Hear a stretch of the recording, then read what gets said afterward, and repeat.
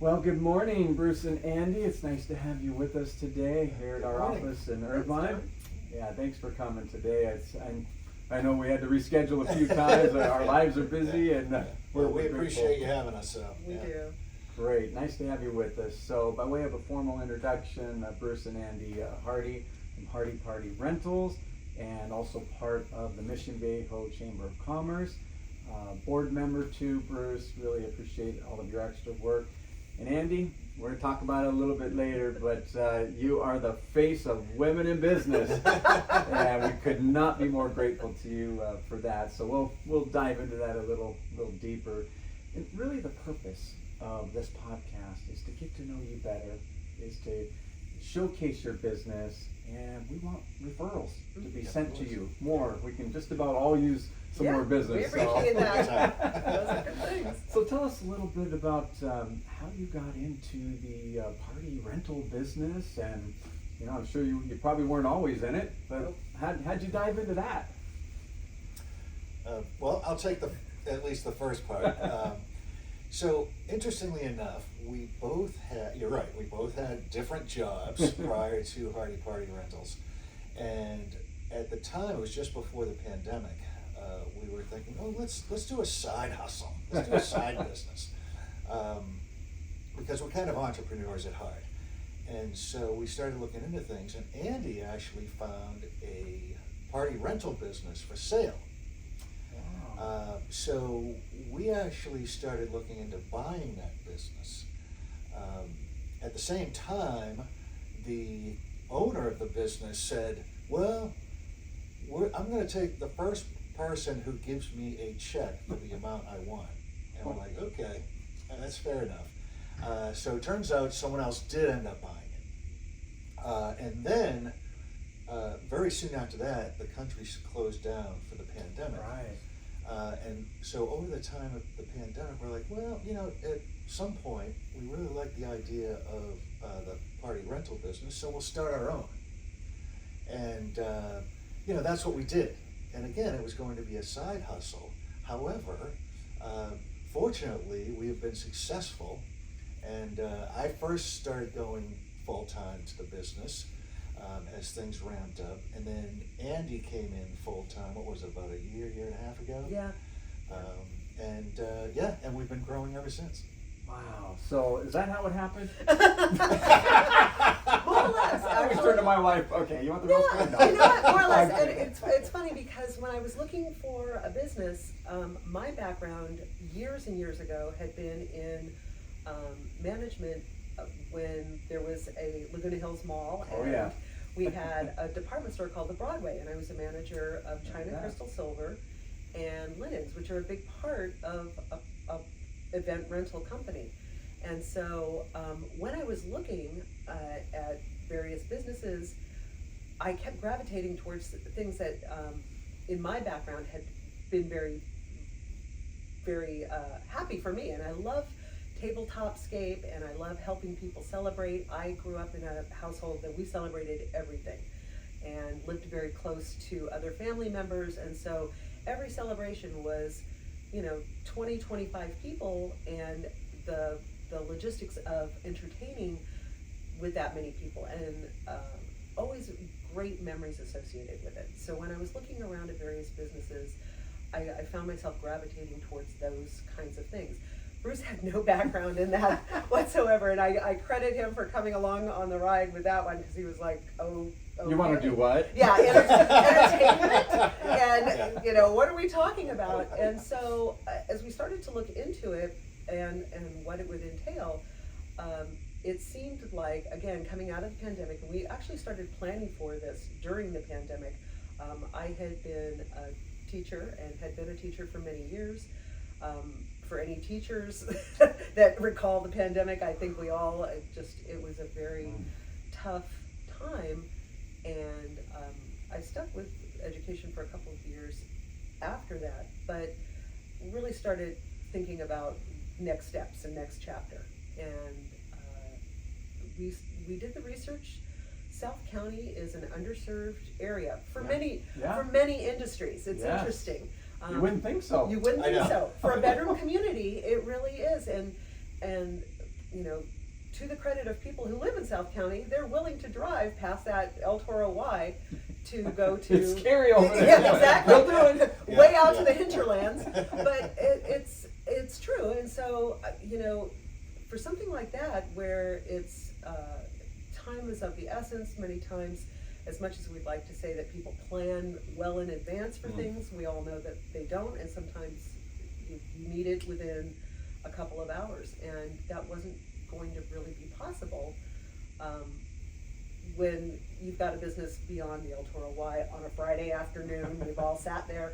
So the demographics and the research that we did really played out for that, going into that kind of a business. And what's great about it is it started out as a home-based business. We literally started out with 4 tables, and I think it was 24 chairs, Something like that. something to that effect, and just put the word out. Well, it was the proverbial, start the business in the garage. Right. We literally did start in the garage. It really was. Oh, and then it grew into our living room. Yeah. And then into the side yard, then the backyard, then the kids' bedrooms when they were off to college. The place was packed. And at one point we said, okay, we've got to get out of the house. But we did it in steps. We didn't try to go big right off the bat, which, you've all heard the stories about these companies that are successful, then they try to go huge all at once, and then they're gone. So we did these steps. We did the house. We grew out of the house. We did self-storage. Mm-hmm. Conveniently, we had one right down the street from us, so that worked out very well. We ended up having 2 of the largest units they have. Before we made our latest move, which is a warehouse / office. We have an office as well, and we're currently building a showroom. Oh, wow, that's So exciting. people will be able to come over and see things that way. They can now too, but it's more warehousey. But they can come over to the showroom once we have that built. And we ended up in a location over on Camino Capistrano in Laguna Niguel. And one of the big reasons for that is they had these sort of multi-use warehouse units at a reasonable price. So, Can't beat that. So that's where we are now, and we're going to go ahead. Interestingly enough, we're actually filling that space up so much right now that we're kind of running out. We're gonna stay with it for a while. Sure. But we are running out a little bit. So. Well, that sounds like a pretty good problem to have, It It's is. like, okay, we're growing. Let's see what turns out next. And what I'm hearing too, Bruce, I'm hearing an accent. Tell us about that. What is that? Wow. So I guess I'm not hiding it well enough right now. You're out. Yeah. No, I'm originally from the Boston area. Okay. And moved out here, 30 years ago now. Yeah. But I just love the lifestyle in Southern California. Love the weather. I always say, if Boston had the kind of weather we have here, I'd live there. You'd be there. They don't, so I'm here. Boston's beautiful. I lived in New York and upstate New York for about 18 years myself when I was around 19. Okay. And just, coming from being a California boy and a beach boy in South Bay and Manhattan Beach and Redondo to that was amazing because I felt like a kid in a candy store. I'm like, wow, this new culture, this is incredible. And then I lived in New York City for a number of years as well. And I was like, this is amazing. And I'm not used to seeing all 4 seasons, sometimes in a day. Yeah, but Redondo does not have that. no, you have one season, the sun, and Yeah. we, get a little rain and it shuts down traffic and schools close, It's like, but, well, thank you for sharing that. The East Coast is beautiful, and for as many people that continue to move into California, it seems like there's a lot of people exiting as well to Texas and Arizona's and Florida's and all these other places. But there's one thing that's consistent is that people love to celebrate. Yes. Yeah. They really do, especially coming out of a pandemic, right? Don't you feel that, with how trapped we were sometimes in our own homes during that time, that people now really want to take advantage of that? And I think that was certainly a consideration when we were starting, because we knew even before things officially ended, people wanted to celebrate responsibly. And their homes, we looked at real estate and home improvement, and all those industries really grew during the pandemic. And we knew that eventually it is human nature to want to celebrate those milestones. People have birthdays and have baby showers, and maybe they couldn't invite 100 people and extended family, but close families were still celebrating. And so we wanted to give them an opportunity to be able to do something like that. And because, again, South County really is kind of its own demographic. The yards are bigger. We've got beautiful amenities as far as clubhouses and green belts and things like that other areas of Orange County don't necessarily have. And so in order to take advantage of that opportunity for entertaining, et cetera, we needed things like tents and lighting, and so that anyone could be able to do that. And that really sort of steered where we were putting our money at the beginning of starting this. What are we going to invest in? What kinds of things are we seeing? And it really is one of those areas where there are definitely trends, as there are with any business. And so we want to stay on top of that, and we want to give South County what it needs to be able to have those celebrations. And it's nice, we've been in business long enough now that we've literally are part of people's celebrations. We did their engagement party, and we did their wedding, and we did their baby shower, and now we're doing their child's first birthday. Oh, and that's so amazing. We're becoming part of that fabric of celebration. Yeah. And it's really gratifying. We've got some fabulous clientele. Wonderful. I would say related too is people really like the fact that we're a family business. Yes. They say it all the time. Yeah. I love that you're a local family business. It's great that you and your wife are partners, and even my college-age kids help out when they're around. And so, it's been very rewarding in that way to sort of have these extended families, if you will, as a bunch of our customers. Oh, that's amazing. I can understand that, when you're interviewing, if you will, potential customers, and they're interviewing you too, to be able to sit there across the table and see a husband and wife who's got a business together, so they have a vested interest in it succeeding as well. But there's a certain level of comfortability there. Whether it's a husband and a wife or single folks that are trying to plan something, they see stability. Right. They see somebody that's serving their community as husband and wife. I think you just hit the biggest thing is the community piece. And what has built our business in Orange County and South County specifically is that sense of community. Joining the Chamber of Commerce was pivotal for us.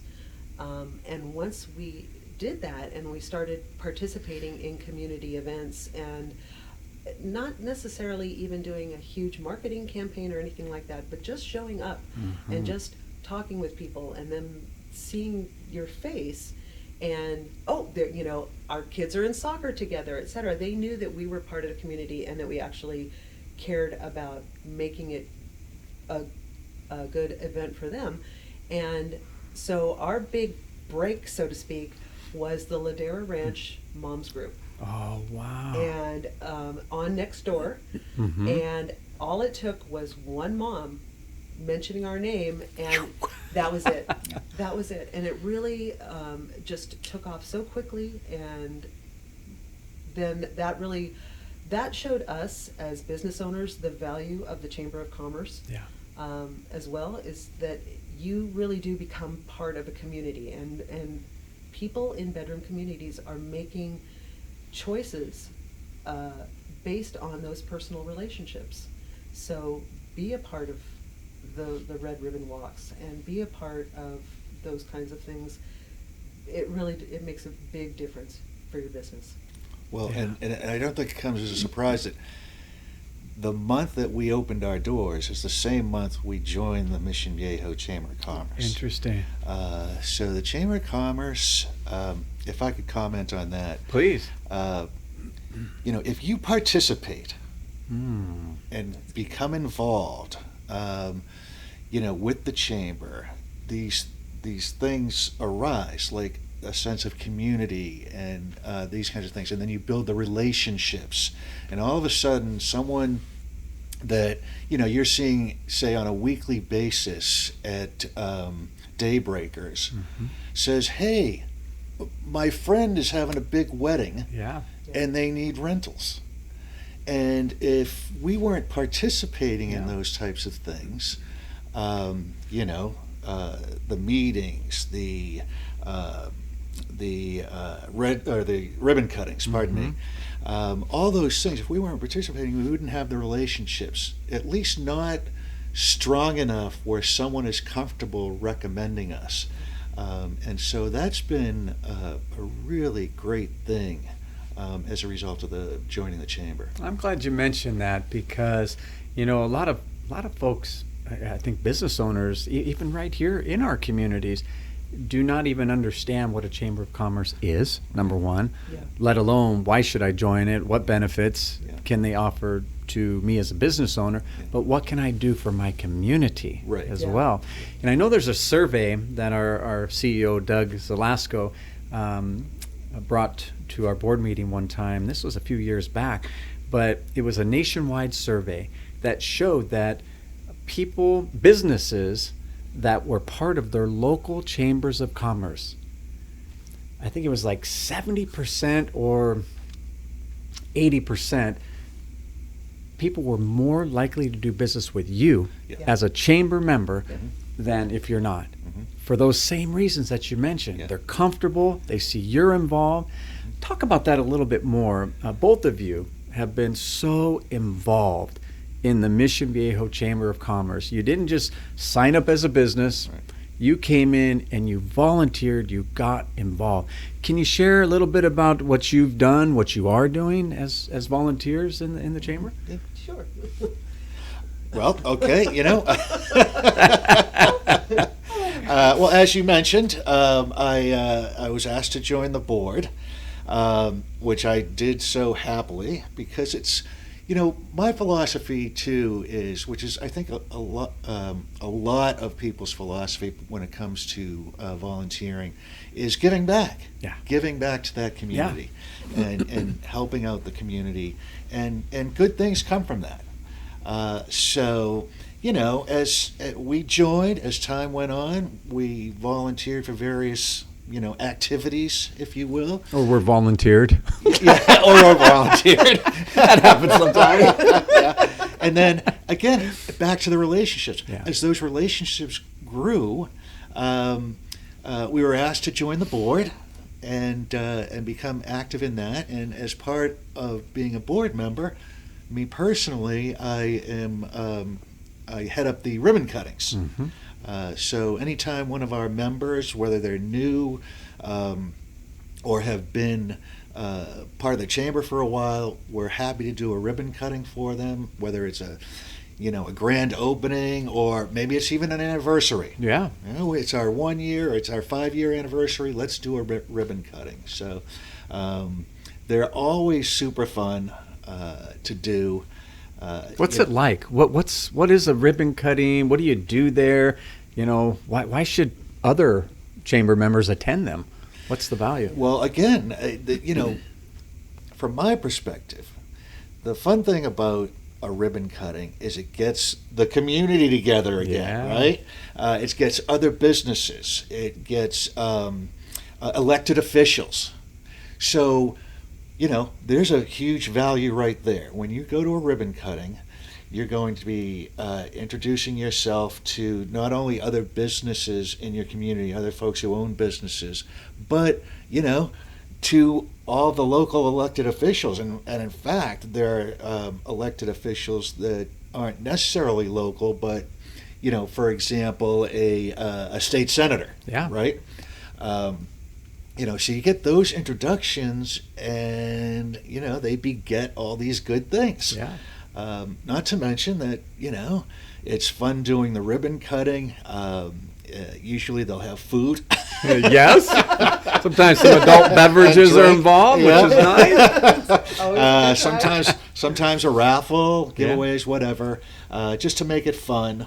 But it really gets the business that is doing the ribbon cutting gets their name out there. Absolutely. To a lot of people all at once, and then the folks that attend, obviously, as I said, network and get to know other folks. Yeah, it's great because it's not very often where you can get the business owners together. Right. A lot of times it's their representatives will go, their marketing people, whoever, but business owners typically go to the ribbon cuttings.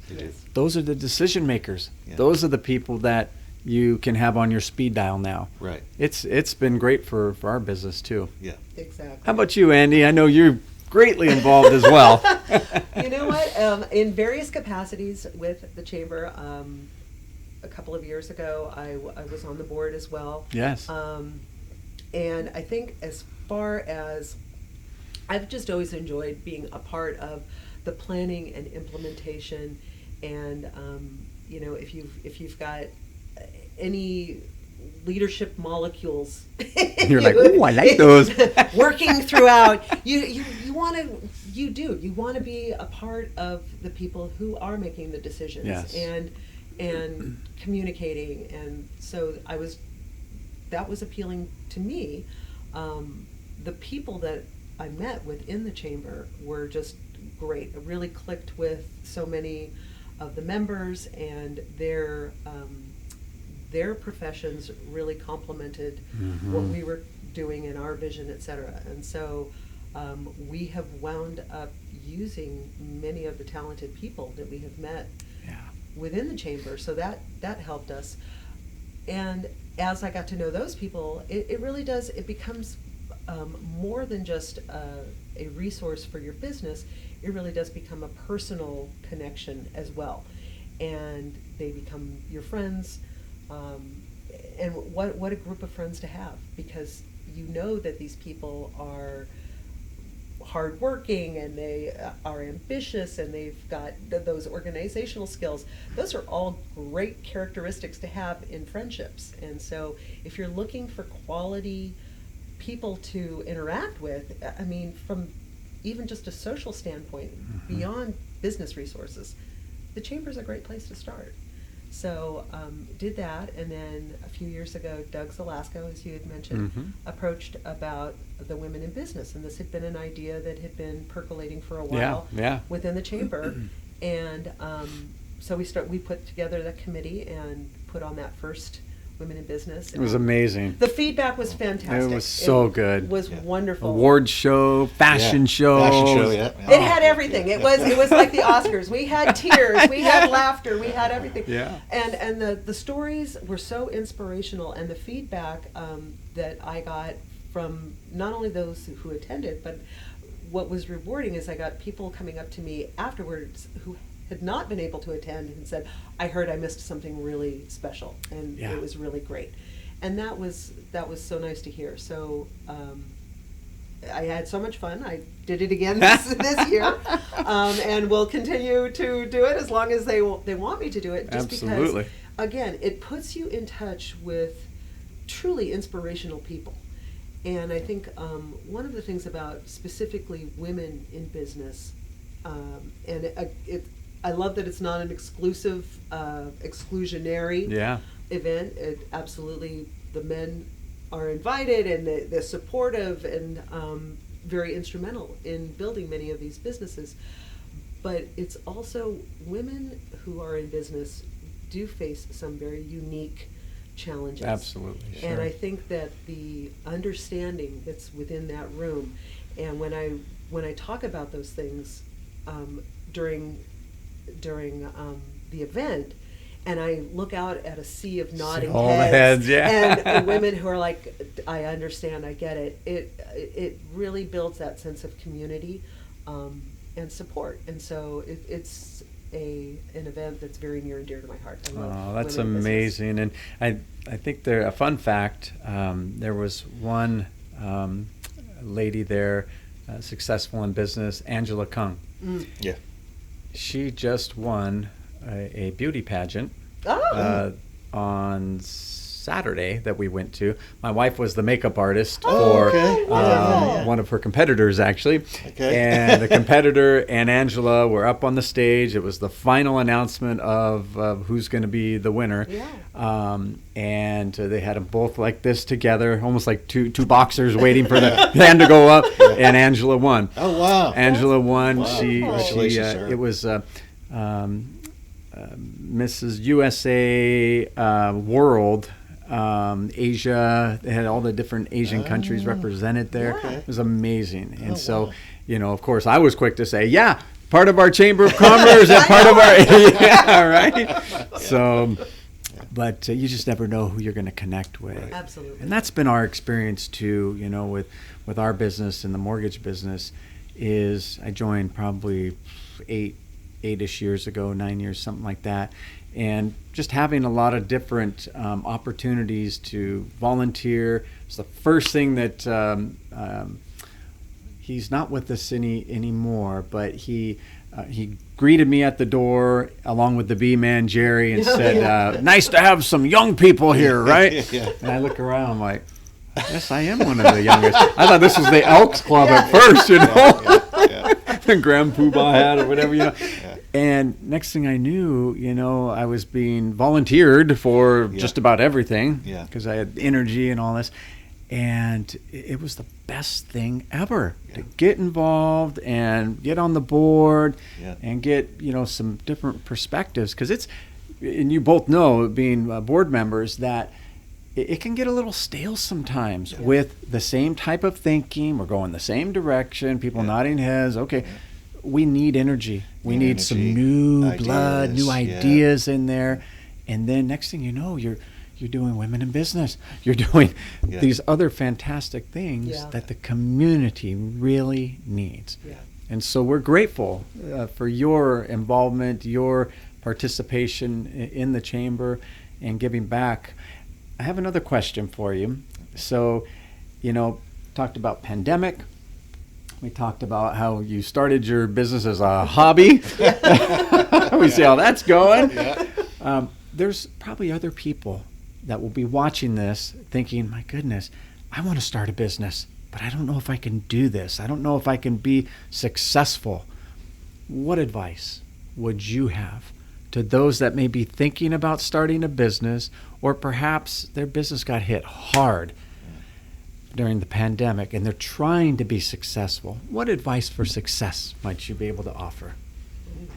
You can go a lot of ways with that. I was going to say, there is a lot of ways. You know, I think that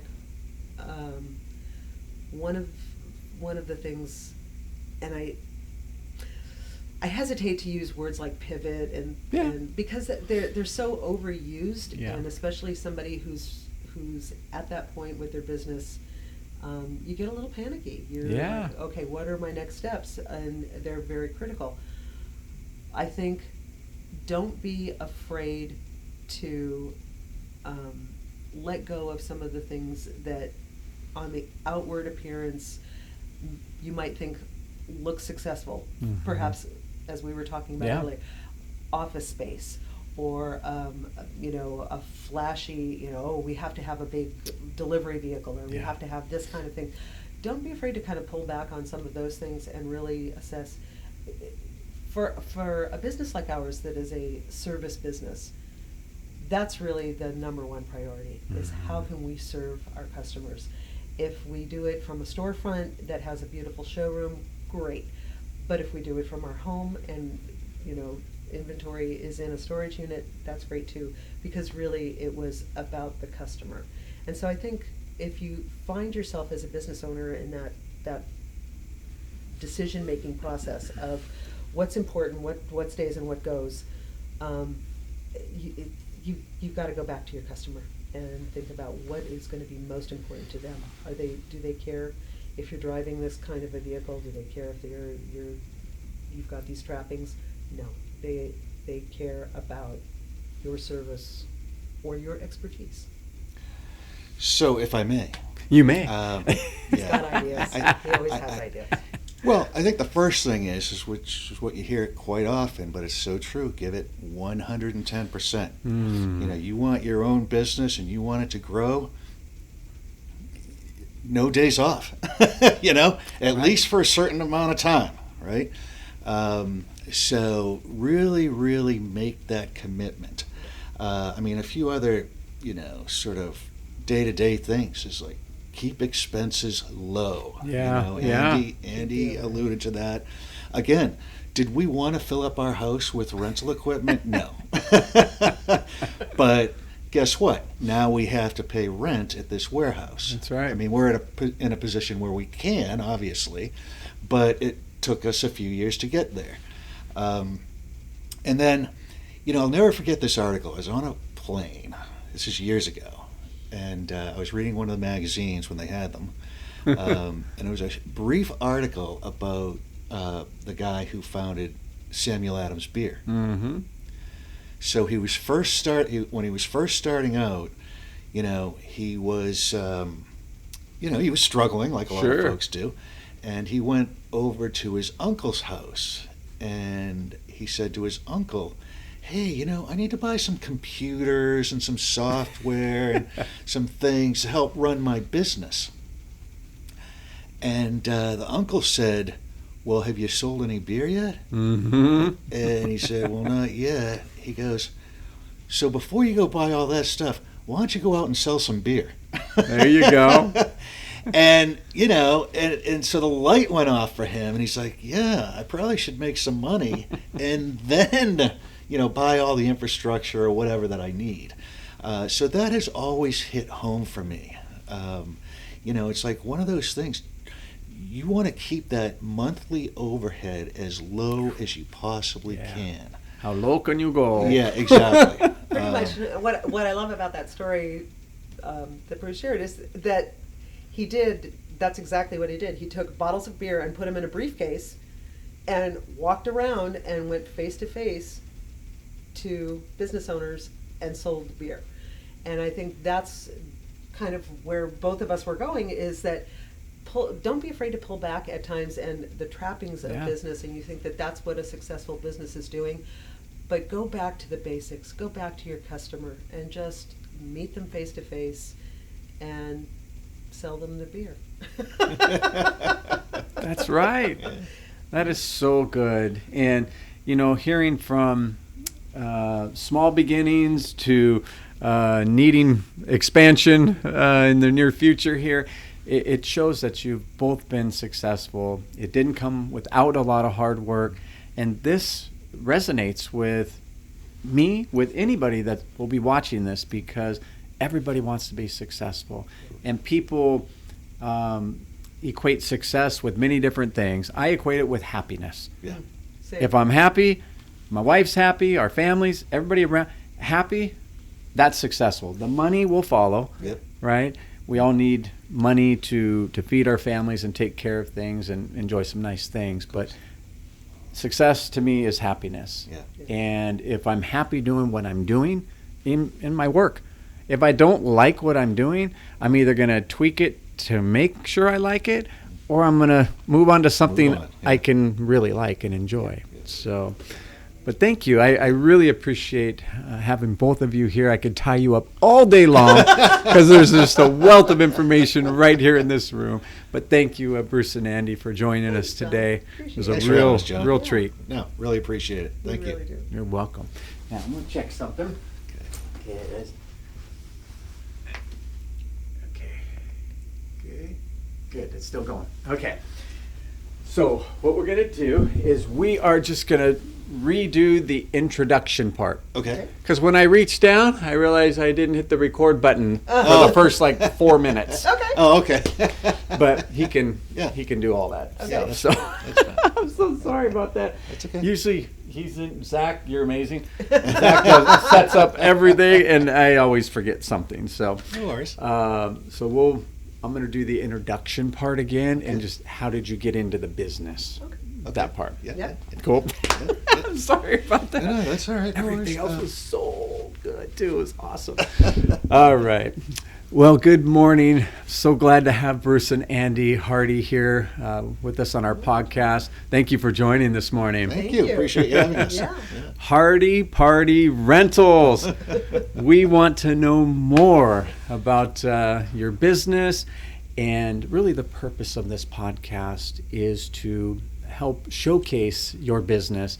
And as fellow members of the Chamber of Commerce in Mission Viejo, that's really what we want to do, is help each other not only showcase our business, but possibly lead to referrals, because that's what we really appreciate to help grow our businesses. Exactly.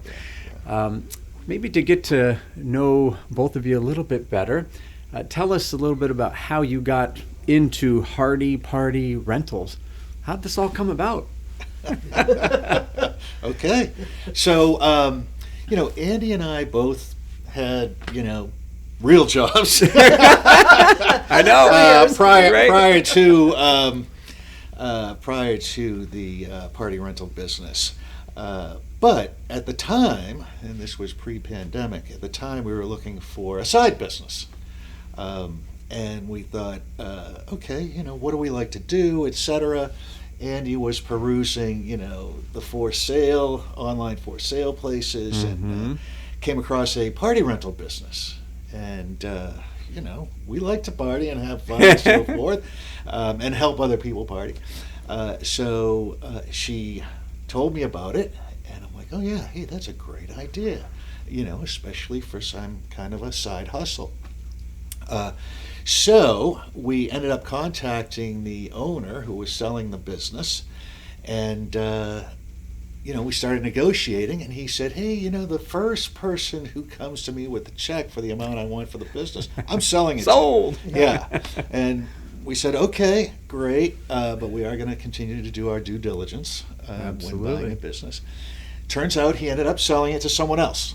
And then the pandemic came along. So over the years of the pandemic, we still love the idea of a party rental business. So we decided to start our own. Little did we know. Sure. Why not? It's easy, right? So now we rent everything from chairs, tables, heaters this time of year, tents, silverware, flatware, linens. Like one-stop shop. One-stop shop, yes. That's what we're trying to be. Yeah, Yep. so. That's amazing. So then it just went from there. And, we started out, in the house. Actually, in the Really garage. good story coming Yeah. up. The proverbial garage Yeah. startup. It really Yeah. We started filling that with all our wares, and so that started overflowing into the living room, into the kitchen, into the family room, into the backyard. Where we're going to sleep. Yeah, exactly. It got to that point. Speaking of sleep, Yep. the kids went off to college, and we filled up their There room. you go. It really did. And then we eventually, obviously, got too big for the house, but we took a step, and the step was self-storage. So we ended up getting two of the larger self-storage units before we said, okay, well, we're growing out of this too. And by the way, things are starting to fill up at the house again. Yeah. And so we ended up getting a multi-use unit in Laguna Niguel over on Camino Capistrano. Great. And so it's a big warehouse with office as well. We are right in the middle of building a showroom for people to come down and see. Fantastic. Yeah. And so, that's in the early stages. People can still come down and see now. We will, pull things out to show them. But the showroom will be up and running soon, and they'll just be able to see everything, sort of set up and looking nice. How exciting! Andie, is that how it happened? I always got to check with the wife. The real story. No, I'm kidding. No, it is true. It was one of those things. We were looking around. We knew we wanted to have a side business. Both of us had long-term careers in other areas, and Bruce in technology, and I was in education. And it's funny because we've talked about that over the couple of years, the few years that we've been in business, that skill set really has translated well into what we do. I had a client a couple of weeks ago, as I was explaining how to put together a table. She goes, "Wow, you sound almost like a teacher." And I said, "Well, that's so funny." Imagine that. That's exactly what I had done.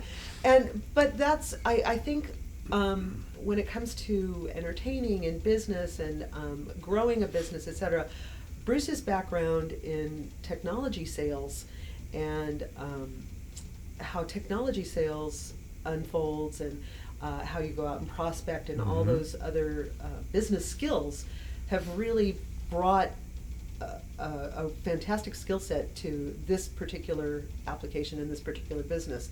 Likewise with the educational piece is, I get customers coming through the door and going, I want to have a party, I don't even know where to begin. Yeah. And to me, that's almost like having a student again, going, okay, let me teach you. Yeah. And here's the timeline and how we do it, and here's how we plan, and these are the things to consider. And I love that our customers appreciate that skill set. I appreciate that they notice those kinds of things, and how we have taken the time to build a business that is going to stay around for a while. As I've said, we become part of people's lives. When you are in an event rental business, you're helping them celebrate, you're helping them say goodbye sometimes to people. Yeah. And so there's considerations as well for that, and the psychology, etc. And I really feel that both of our previous careers really helped and gave us some extra skills that perhaps our competition may or may not have. But it's been really appreciated by our customers, and I like that. Thank you so much for sharing that. And it's amazing how I knew there was a story coming, Bruce, when you started. We started in our garage, in our house. And I'm like, here it comes. This is a good one. Bootstrapping. Yeah, Really get ready. Thank you for sharing that with us. Absolutely. Yeah.